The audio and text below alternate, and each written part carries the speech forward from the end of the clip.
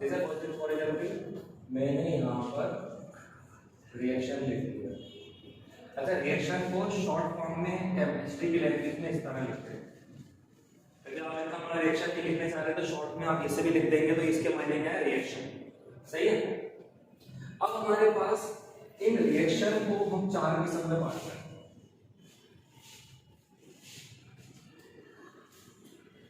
अब सबसे पहले यहाँ पर हमारे पास ऑर्गेनिक और इनऑर्गेनिक, जो ज्यादातर बच्चों को कंफ्यूज करते हैं। फिर हमारे पास फिजिकल, फिर उसके अलावा बायोकेमिकल, जो हमारी जिंदगी से रिलेटेड होते हैं। अच्छा, इन चारों केमिकल रिएक्शन में थोड़ा थोड़ा फर्क होता है, मगर ये चारों रिएक्शन आपस के अंदर भी होते हैं। मतलब कुछ चीज इसके अंदर होगी तो कुछ चीज इसमें भी होगी, कुछ चीज इसमें भी होगी, कुछ चीज इसमें भी होगी। मतलब बजाय तौर पे आपको लगेगा कि एक जैसे ही है, क्योंकि असल में तो रिएक्शन है ना। असल में तो हमारा काम रिएक्शन के ऊपर डिपेंड कर रहा है, मगर ये रिएक्शन को कैरेक्टराइज करने के लिए, इसको समझने के लिए हमें चंद चीजें देखना पड़ेगा। कुछ चीजें सेम होंगी सब में। अगर ऑर्गेनिक के रिएक्शन की बात करें तो ये कम से कम अगर हम लोग की बुक देखें, इंटरनेट पर देखें तो 5, 6, 7, 8 जगह जाएंगे। मगर जो बुनियादी रिएक्शन होते हैं ना, वो 4 ही होते हैं हमारे पास। 4 कैसे कैसे होते हैं हमारे पास? सबसे पहले होता है सब्स्टिट्यूशन रिएक्शन। शॉर्ट में लिखता हूं, सब्स्टिट्यूशन रिएक्शन होता है। अब सब्स्टिट्यूशन रिएक्शन में कितने किस्म हो सकते हैं हमारे पास? हम पढ़ेंगे SN1 एंड SN2। एक इसके अंदर यूनिमोलिकुलर होगा और एक होगा बाइमोलिकुलर। मगर ये तो हमें डिटेल में पढ़ना है, मगर अभी पहली हमने किस्म पढ़ ली कि सब्स्टिट्यूशन रिएक्शन होगा। क्या होगा? सब्स्टिट्यूशन रिएक्शन होगा। दूसरा जिसके अंदर हमारे पास होते हैं एलिमिनेशन रिएक्शन। अब एलिमिनेशन के अंदर भी 2 किस्म होंगी हमारे पास। एक होगा हमारे पास E1 और हमारे पास एक होगा E2। माने एलिमिनेशन रिएक्शंस होंगे तो उसके अंदर भी हमारे पास E1 होगा, E2 होगा। इसकी 2 किस्में हैं। इसके अंदर भी ये होगा कि एक यूनिमॉलिक्यूलर होगा और एक बाइमॉलिक्यूलर होगा, माने डिफरेंट स्टेप्स लेते हैं। तीसरी किस्म क्या होगी रिएक्शन? तीसरी किस्म हमारे पास होते हैं फ्री रेडिकल रिएक्शन, माने जिसमें कोई रेडिकल बन जाता है। फ्री रेडिकल रिएक्शन, सही। फ्री रेडिकल रिएक्शन होती है। चौथी इसकी जो किस्म होती है वो हमारे पास क्या होती है? Redox reaction. Redox reaction.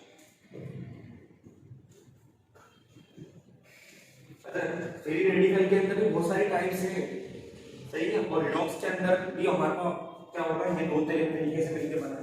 इसके अंदर भी जो रिडॉक्स किया है ये रिडक्शन से ड्राइव है, और ये जो बॉक्स लिया है ये इससे कौन बताया? ऑक्सीडेशन।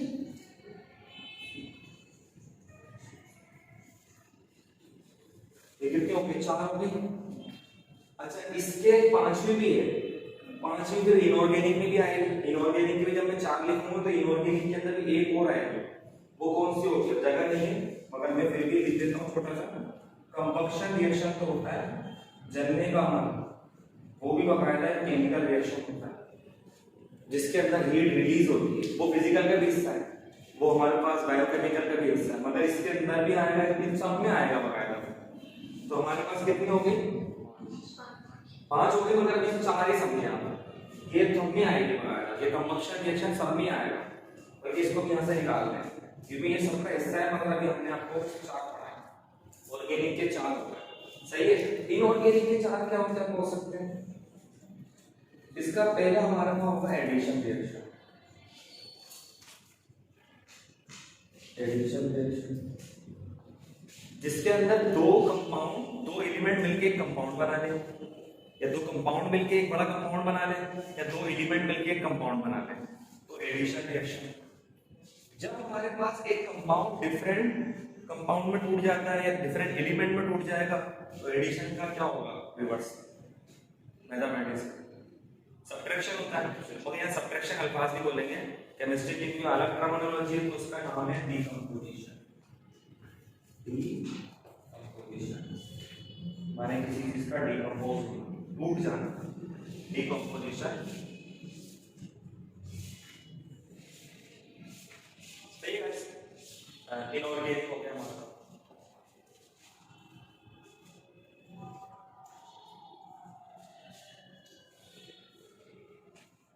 अब हमारे पास एडिशन सब्ट्रैक्शन, इसके अंदर भी तीसरी किस्म है। इसकी क्या है, एक होता है हमारे पास single replacement reaction. Single replacement reaction, इसमें क्या होगा, कोई एलिमेंट होगा एक कंपाउंड में से, वो एक एलिमेंट को रिप्लेस कर देगा और उसकी जगह पे खुद आ जाएगा, माने रिप्लेस करेगा सिर्फ एलिमेंट। ज्यादातर हैलोजन देखते हैं अपन, रिप्लेस करते हैं, सही है ना। तो ये हमारे पास सिंगल रिप्लेसमेंट है। अगर कोई चीज रिप्लेस भी हो, उस जगह पे जो है एक चीज कहीं और चले जाए और ये खुद वहां आ जाए, तो उसको क्या कहेंगे, डबल डिस्प्लेसमेंट। और चौथी किस्म क्या होगी, डबल डिस्प्लेसमेंट रिएक्शन। जैसे मैंने यहाँ पर सिंगल रिप्लेसमेंट लिखा है, रिप्लेसमेंट भी कह सकते हैं और इसको भी डिस्प्लेसमेंट भी कह सकते हैं। और इसको मैंने ऐसे लिखा डबल डिस्प्लेसमेंट, इसको डबल रिप्लेसमेंट भी कह सकते हैं। अल्फाजों से घबराएगा नहीं आप, सही है ना, बात एक ही है, बात एक ही है, आप घबराएंगे नहीं। आपको पता है डबल डिकम्पोजिशन रिएक्शन हो या सिंगल रिप्लेसमेंट रिएक्शन हो या डबल डिस्प्लेसमेंट रिएक्शन हो, बात एक ही। इसका चौथा क्या होगा, चार तो हमने बता दिया, पांच को। अब पांच को देखो, मैंने पहले भी कहा पांच को इधर भी है, पांच को इधर भी आएगा, और वही कौन सा आएगा हमारे पास, वही कंबक्शन, क्योंकि जलने का मतलब यहाँ पर भी होता है कंबक्शन। मैंने यहाँ पर भी लिखा था कंबक्शन, मैं लिख देता हूँ बस आपके, वरना असल में वो फिजिकल का हिस्सा होता है, मेन जो है ना वो पार्ट है फिजिकल का, मगर इन दोनों के अंदर भी आता है। हमारे यहाँ जगह नहीं बची थी, ये हमारे पास ऑर्गेनिक के 5 हो गए और ये इनऑर्गेनिक के 5 हो गए। अब फिजिकल के कितने होंगे, फिजिकल के अंदर सबसे पहले हम लोगों ने छोटी क्लास के अंदर पढ़ा था, छोटी क्लास 6ठी 7वीं 8वीं क्लास के अंदर, और बड़ी जो भी मिस ने हमें पढ़ाया था वो बार बार रिपीट करवाते थे, इसीलिए हर बच्चे को पता है कि पौधे जो हैं वो अपनी गिजा कैसे बनाते हैं, सूरज से बनाते हैं। तो सूरज से वो लाइट लेते हैं, फोटो कहते हैं उसको, लाइट को फोटो भी कह सकते हैं। फोटोसिंथेसिस, सिंथेसिस माने मैन्युफैक्चर करना, बनाना। तो सबसे पहला इसका रिएक्शन कौन सा हो गया, फोटो।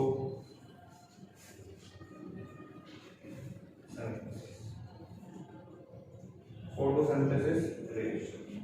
दूसरा हमारे पास फोटोसिंथेसिस रिएक्शन का दूसरा भी नाम है ना, और ऐसे कुछ सेंसिटिव कंपाउंड होते हैं जिन पे सिर्फ लाइट पड़ जाए ना, ये तो फोटोसिंथेसिस के जरिए अपनी खुराक बना रहा था, ये भी रिएक्शन है, एनर्जी कन्वर्ट हो रही है।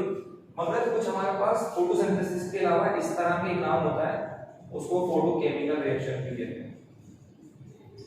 मगर ये सारे के सारे कंपाउंड हर जगह नहीं होते, ये फोटोकेमिकल रिएक्शन ये लाइट के प्रेजेंस में होते हैं, उन सेंसिटिव केमिकल्स के लिए जो लाइट के बिना के ऊपर टूट जाता है। जैसे क्लोरीन का जो एटम है ना, अगर उस पर लाइट पड़े, इलेक्ट्रोमैग्नेटिक रेडिएशंस पड़े, अल्ट्रावायलेट रेज पड़े, तो उसका जो बॉन्ड है वो क्लैमेज हो जाएगा। इसीलिए हॉस्पिटल में या मेडिकल स्टोर पे बहुत सारी दवाइयाँ डब्बों में नहीं रखी हुई होती, फ्रिज में रखी होती है, क्योंकि सेंसिटिव है, खराब हो जाएगी लाइट पड़ते हैं। या बहुत सारी बोतल में दवाइयाँ तो शीशे की बोतल में आ जाती हैं, मगर बहुत सारी प्लास्टिक के अंदर आती हैं, क्योंकि कांच की बोतल में भी जो है ना लाइट एब्जॉर्ब हो गई तो रिएक्शन हो जाएगा, दवाई खराब हो जाएगी, इतनी महंगे महंगे इंजेक्शन है। तो आपने देखा होगा हर बड़े स्टोर पे, हर मेडिकल स्टोर पे, हर जनरल स्टोर पे एक फ्रीज जरूर होता है। जनरल स्टोर पर भी देखा होगा आइसक्रीम वगैरह के नहीं, या कुछ हमारे पास मक्खन के नहीं रखे होते हैं, दूध के नहीं रखा हुआ होता है। जनरल स्टोर मेडिकल वालों ने कुछ दवाइयों की नहीं रखा, जो महंगी और अच्छी दवाइयाँ होती हैं, सही है ना। अब हमारे पास फोटोसिंथेसिस, फोटोकेमिकल, ये एक जैसा ही है, मगर फिर भी हमने नंबर लिख दिया ताकि समझ में आ जाए, कैरेक्टराइज कर। तीसरे नंबर तो बहुत आसान, मैट्रिक क्लास में शायद पढ़ा था, पुरानी वाली बुक में था, एक्सोथर्मिक रिएक्शन। एक्सोथर्मिक रिएक्शन में आपने पढ़ा था ना, ये हीट आउटसाइड जाती है, माने ड्यूरिंग द रिएक्शन हीट जो है इवॉल्व होती है, सही है, आउट होती है सिस्टम से, बाहर आ जाती है, सही है, एनर्जी रिलीज होती है, तो एक्सोथर्मिक रिएक्शन। और अगर कोई सिस्टम एनर्जी को अपने अंदर ही एब्जॉर्ब कर ले तो वो एंडोथर्मिक हो जाता है।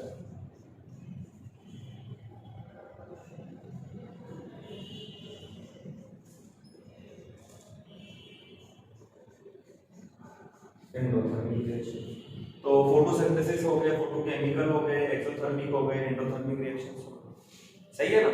यहाँ तक समझ में आ रहा है? इसकी और भी बहुत सारी चीजें हो सकती हैं, मगर बुनियाद यही चीज है।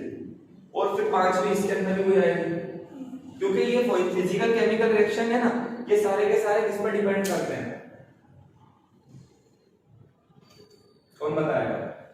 ओ भाई ये हीट बेस रिएक्शन होते हैं, हीट बेस रिएक्शन होते ही है। तो पांचवा, अब जो मैं बार-बार सब जगह लिखता था, ऑर्गेनिक में, इनऑर्गेनिक में, कंबक्शन इधर भी था, कंबक्शन इधर भी था, तो ये जो था हमारे पास असल कंबक्शन यहां का था, सही है ना? अच्छा, हम छोटी क्लास में बच्चों को समझाने के लिए कंबक्शन रिएक्शन लिख देते हैं। देखा जाए तो कंबक्शन रिएक्शन एक्सोथर्मिक रिएक्शन ही होता है, क्योंकि उसमें हीट रिलीज ही हो रही होती है। तो हमने 5 कैटेगराइज कर लिए कि भाई ये रिएक्शन है फिजिकल। अच्छा, बायोलॉजी के स्टूडेंट जो बैठे हुए, बायोलॉजी का बायोकेमिकल मैंने यहाँ पर बायोकेमिकल लेंगे। अब बायोकेमिकल रिएक्शंस के अंदर सबसे पहला रिएक्शन बायोलॉजी वाले मुझे बताएंगे कौन सा होता है। उसकी 2 टाइप्स होती है छोटी छोटी। हाँ, मेटाबॉलिक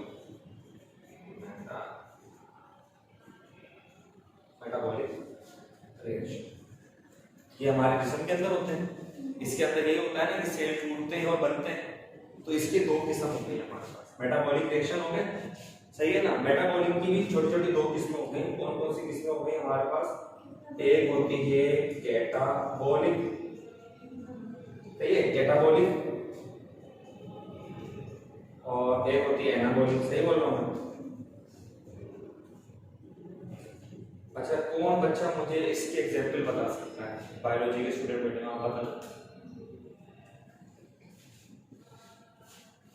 यार हम लोग खाना खाते हैं ना, देखो हम खाना खाते हैं तो हम लोग ग्लूकोज कार्बोहाइड्रेट ले रहे होते हैं, वो एक बड़े मॉलिक्यूल के अंदर होते हैं। तो फिर वो क्या होता है, वो हमारे जिस्म में जाके छोटे स्मॉलर यूनिट में टूट जाते हैं ना ग्लूकोज के अंदर। तो हमारे पास रिएक्शन क्या हो जाता है? क्योंकि वो हमारे पास माने हमारे पास जो शुगर है एक बड़ा यूनिट है, ये बड़ा यूनिट किसमें टूट रहा है? हमारे पास ग्लूकोज के छोटे छोटे यूनिट में टूट रहा है, जिससे हमें क्या मिल रही है? एनर्जी मिल रही है, सही है ना? छोटे छोटे। अब एनाबॉलिक के अंदर क्या होगा, कौन बच्चा बताएगा? एनाबॉलिक में जैसे मैं लेता हूं अमाइनो एसिड और एक और अमाइनो एसिड ले लेता हूं। ऐसे तो बहुत सारे अमाइनो, अगर समझाने के लिए 2 लिख रहा हूं, वरना तो बहुत सारे अमाइनो एसिड से मिलकर क्या बनता है? क्या बनता है दोस्तों? प्रोटीन बन जाता है। तो ये एनाबॉलिक की मिसाल हो गई हमारे पास। शुगर जो है वो किसकी मिसाल हो गई हमारे पास? कैटाबॉलिक रिएक्शन की मिसाल हो गई। और हमारे जिस्म के अंदर जैसे मैंने तो ये लिखा, दूसरे नंबर पर ना हमारे जिस्म के अंदर भी रिडॉक्स रिएक्शन होते हैं। बहुत सारी चीजें टूटती हैं, बहुत सारी चीजें पे जो है ना एडिशन हो रही हो, मैंने ऑक्सीडेशन हो रही होती है, और बहुत सारी रिडक्शन हो रही होती है। तो हमारे जिस्म में भी रिडॉक्स रिएक्शन होते हैं। अच्छा, और हमारे जिस्म में ना 1 नहीं, 2 नहीं, लाख नहीं, लाखों से भी ज्यादा, बिलियन ट्रिलियन रिएक्शंस हो रहे होते हैं बेक वक्त। अभी हम जैसे मैं बोल रहा हूँ, आप भी सुन रही हो, और मैं जो है ना सांस ले रहा हूँ, तो मेरे जिस्म के एक एक सेल टिश्यू के पास ब्लड पहुंच रहा है, और होमोग्लोबिन उसको लेके आ रहा है। ये देखें अल्लाह की कुदरत, अल्लाह की शान है, और अल्लाह ने हमारी बॉडी को कितना खूबसूरत, कितना अच्छा बनाया। और दुनिया के अंदर जो हमारी इंसान की बॉडी है, ये सबसे मुश्किल मशीन है, सबसे कॉम्प्लिकेटेड मशीन है। अरे जैसे मेटालिक बॉडी की देखा जाए तो मेटालिक में तो कंप्यूटर होता है, सही है ना, जिसको अभी तक रिसर्च चल रही है, और अब हम आर्टिफिशियल इंटेलिजेंस भी पहुंच चुके हैं कि वो खुद ब खुद भी काम करने लगेगा। मगर हमारी बॉडी में भी लाखों साल से काम कर रहे हैं डॉक्टर इंजीनियर, मगर अभी तक नई नई चीजें, बीमारियां, नई नई दवाइयां, नई नई ड्रग्स, नई नई चीजें बनाई जा रही हैं और नई नई चीजें आई जा रही हैं। माने कोई बंदा ये कहे कि मैं एक काम में एक्सपर्ट हो गया हूँ, जैसे मैंने कहा दूसरा रिडॉक्स रिएक्शन हो गया। अच्छा, हम लोग पानी पीते हैं तो हाइड्रेशन भी हमारे जिस्म में होती है,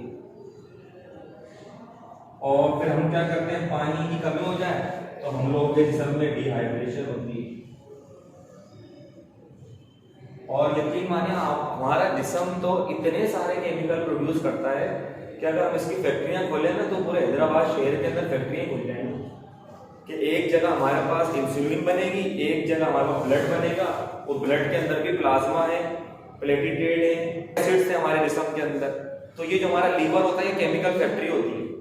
और हमारा जो पेनक्रियाज है क्या कर रहे होते हैं, पेनक्रियाज क्या कर रहे होते हैं, इंसुलिन बना रहे होते हैं। और गाल ब्लैडर क्या कर रहा होता है, एक ब्लैडर होता है ना हरे से कलर का, लीवर के ऊपर इतना सा लगा हुआ होता है, वो बाइल केमिकल प्रोड्यूस कर रहा होता है। मैं इस बाइल इसके अंदर और भी बहुत सारे किस्म के रिएक्शन हो सकते हैं, इसके अंदर भी हो सकते हैं, इसमें भी हो सकते हैं, इसमें भी हो सकते हैं। मगर ये जो मैंने बताया रिएक्शंस, ये चार जो मैंने जैसे 5 इसके बताए, 5 इसके बताए, 5 इसके, 5 6 इसके बताए, सही है ना। तो ये हमारे पास बुनियादी केमिकल रिएक्शन है। अब आपके पास कैरेक्टराइज कर लिया कि आपने ये सारे के सारे केमिकल रिएक्शन के डिफरेंट पता चल गए। ये जब भी रिएक्शन आप देखेंगे समझ जाएंगे ऑर्गेनिक, ये जब भी रिएक्शन देखेंगे आप समझ जाएंगे इनऑर्गेनिक, ये जब भी आप देखेंगे ये फिजिकल ऑर्गेनिक। चलो इसके अंदर एक और हम चीज को आसान कर देते हैं। ऑर्गेनिक में आप देखना कि कार्बन, हाइड्रोजन, ऑक्सीजन, नाइट्रोजन और चंद एलिमेंट होंगे। कार्बन हाइड्रोजन का ज्यादा होगा, उसके अलावा कुछ एलिमेंट होंगे जिसमें होंगे और इनके दरमियान हो रहा होगा रिएक्शन।